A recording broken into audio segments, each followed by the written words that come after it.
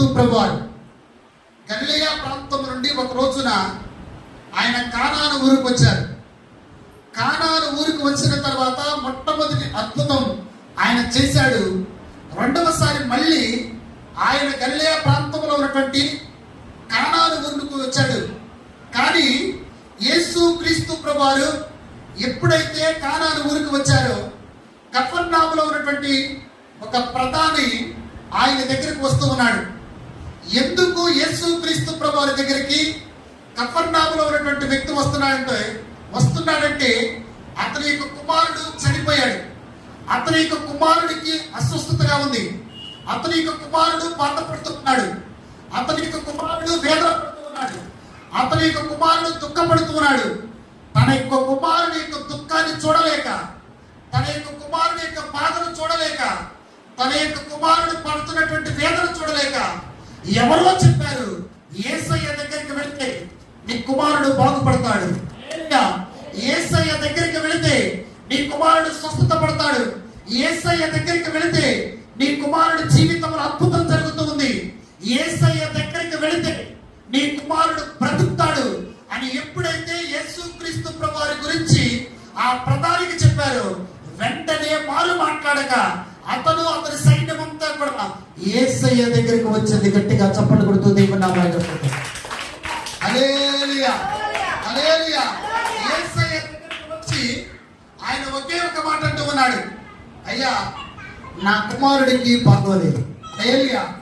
యేసయ్య దగ్గరికి మొట్టమొదటి కారణం అతను రావటానికి తన కోసం అతను రాల, తన జీవితం గురించి అతను రాల, తన జీవితంలో జరుగుతున్న మార్పుల గురించి రాల, తన జీవితము ఏమైపోతుందో తెలుసుకోవటానికి రాల, తన కుటుంబం గురించి రాల, తన ఒక్కగానొక కుమారుడి గురించి యేసయ్య దగ్గరికి వచ్చాడు. గట్టిగా చప్పట్లు కొడుతూ హల్లెలూయా. యోహాను సువార్త 4వ అధ్యాయము 46, 47, 48, 49 వాక్యాలు.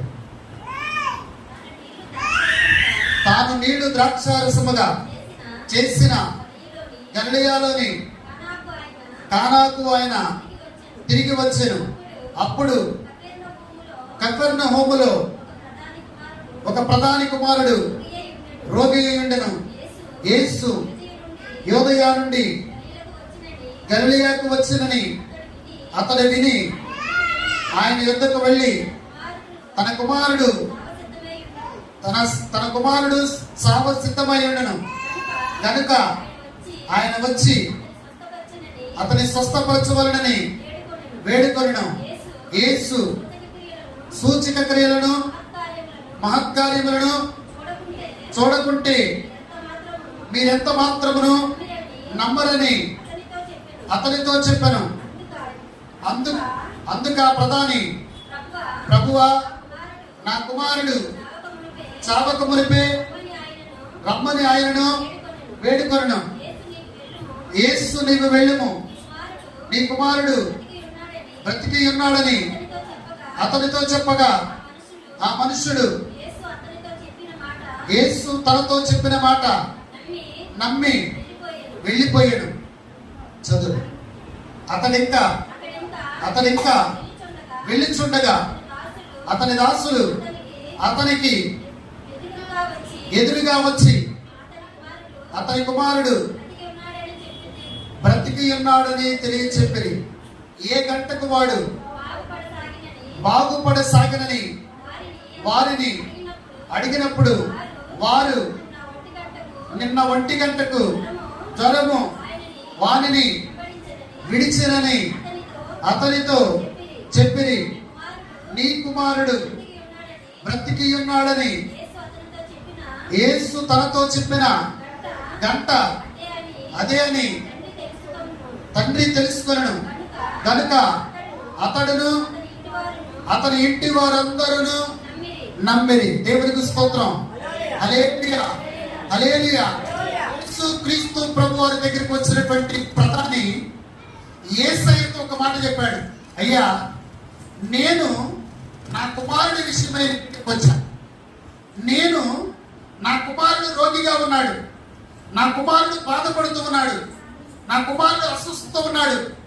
నా కుమారుడిని బాగు చేయటం ఈ భూలోకములో ఎవరి తరం కాదు. గట్టిగా చప్పలు కొడుతూ దేవుని నామమున హల్లెలూయా, హల్లెలూయా. నా కుమారుణ్ణి బాగు చేయటం ఈ భూలోకములో ఎవరి తరం కాదు. ఎందుకు ఆయన ఆ మాట చెప్తున్నాడు తెలుసా? అతను ప్రధాని అంటే అతని దగ్గర చాలా మంది సైనికులు ఉంటారు, అతని దగ్గర పని వాళ్ళు అనేకులు ఉంటారు, అతను చెప్పింది అనేకులు చేయడానికి సిద్ధంగా ఉంటారు. అతను ఒక కబురు పంపించి పెద్ద డాక్టర్ను కూడా పిలిపించి అతని యొక్క కుమారుడికి రోగాన్ని నయం చేసుకోవచ్చు. కానీ ఇవన్నీ కూడా అతని జీవితంలో ఫెయిల్ అయిపోయింది. హల్లెలూయా. ఇవన్నీ కూడా అతని జీవితంలో అనేకమైనటువంటి పెద్ద పెద్ద డాక్టర్లు పిలిచాడు, అనేకమైనటువంటి డాక్టర్లు పిలిచాడు, అనేకమైనటువంటి భూత వైద్యులు పిలిచాడు, అనేకమైనటువంటి ఎవరైతే బాగు చేస్తారని అతనికి తెలియమని చెప్పారు వాళ్ళందరినీ పిలిచాడు. ఇవన్నీ కూడా ప్రయత్నాలన్నీ కూడా విఫలమైనప్పుడు చివరిగా యేసయ్య గురించి విన్నాడు, చివరిగా యేసయ్య గురించి తెలుసుకున్నాడు. చివరిగా యేసయ్య దగ్గరికి వెళితే నీ బాబు స్వస్థపడతాడు అని ఎవరైతే చెప్పారో యేసయ్య దగ్గరికి వెళ్ళాడు. దాదాపు యేసయ్య ఉండే స్థలానికి ఇతరు ఉండే స్థలానికి దగ్గరగా ఆయన దేవుని యొక్క మాట ఎవరైతే చెప్పారో వాళ్ళ మాట మీద నమ్మిక ఉంచాడు. అక్కడికి వెళ్ళాడు, యేసయ్యతో చెప్పాడు. వెంటనే యేసయ్య నీ కుమారుడు స్వస్థపరిచాడు. గట్టిగా చప్పట్లు కొడుతూ దేవుని హల్లెలూయా, హల్లెలూయా. యేసుక్రీస్తుకి భూమి మీద ఉన్న ప్రతి మనిషి కూడా ఒకే విధంగా చూస్తాడు. ఆయన భూమి మీద ప్రతి మనిషిని ఒకే విధంగా ప్రేమిస్తాడు. భూమి మీద ఉన్నటువంటి ప్రతి మనిషి ఎడల ఆయన ఒకే విధమైనటువంటి ఆదరణ కలిగిస్తాడు. భూమి మీద ఉన్నటువంటి ప్రతి మనిషి అన్నా కూడా ఆయనకి చాలా ఇష్టం. హల్లెలూయా, హల్లెలూయా. ప్రధాన్ని ఎప్పుడు కూడా యేసయ్య చూడాల. యేసయ్య ఎప్పుడు కూడా ప్రధాని చూడాల, ప్రధాని ఎప్పుడు కూడా యేసయ్యను చూడాల. కానీ యేసయ్యకు అర్థమైంది అతని యొక్క కుమారుడి గురించి అతను నా దగ్గరికి వచ్చాడు. హల్లెలూయా.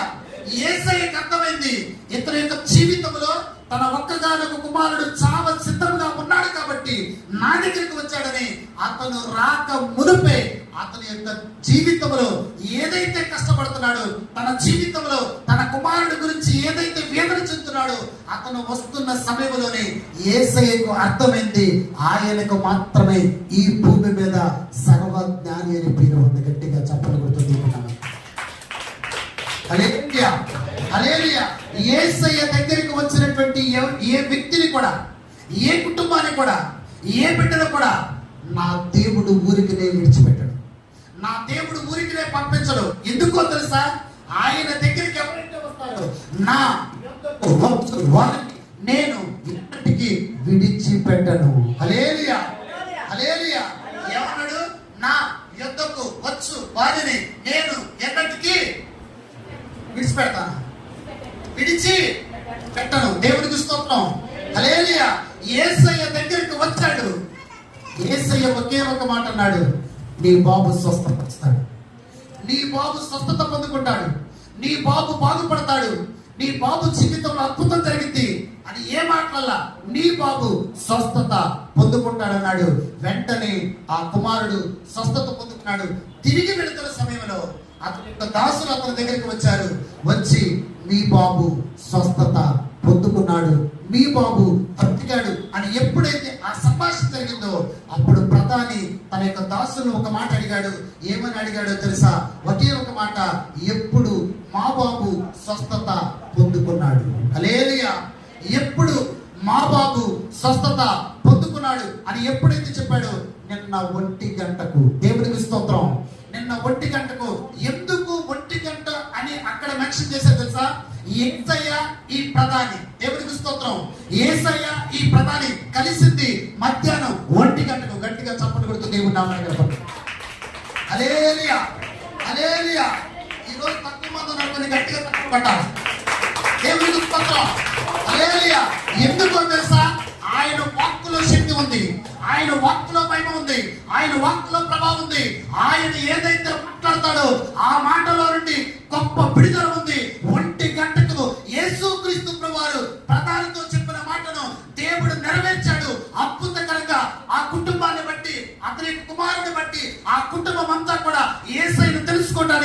దేవుడు కృప చూపించాడు. గట్టిగా పలుకుడుతూ దేవుడు నామాన్ని గడుపుతాం. హల్లెలూయా, హల్లెలూయా. ఒక్క కుమారుని స్వస్థపరిచిన విధానాన్ని బట్టి, తన ఒక్కగానొక కుమారుని స్వస్థపరిచిన విధానాన్ని బట్టి కుటుంబం అంతా రక్షింపబడింది. గట్టిగా చెప్పబడదు. హల్లెలూయా, హల్లెలూయా. ఎంతమంది రక్షింపబడ్డారు? కుటుంబం అంతా. ఈ రోజున నిన్ను బట్టి నీ కుటుంబం రక్షింపబడిందా? ఈ రోజున నిన్ను బట్టి నీ కుటుంబం రక్షింపబడలేదంటే నీ ప్రార్థనలు ఏది తేడా? హల్లెలూయా. నిన్ను బట్టి నీ కుటుంబం రక్షింపబడాలని దేవుడు ఆశిస్తూ ఉన్నాడు. నిన్ను బట్టి నీ కుటుంబం రక్షింపబడాలని దేవుడు ఆశిస్తూ ఉన్నాడు.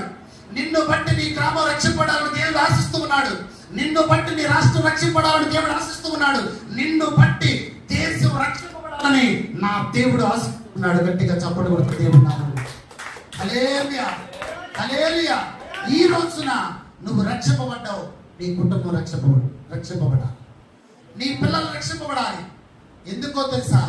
యేసయ్య ఎప్పుడైతే ఆ వ్యక్తిని, ఆ బాబుని స్వస్థపరిచాడో తన కుటుంబాన్ని బట్టి, ఆ బాబుని బట్టి ఆ కుటుంబం రక్షింపబడింది. ఈ రోజున నిన్ను బట్టి నీ కుటుంబం రక్షింపబడాలి. హల్లెలూయా, హల్లెలూయా.